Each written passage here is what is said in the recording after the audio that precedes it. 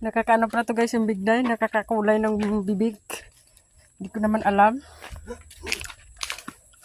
Saan ka? Huh? Saan si kuya? Yan lang.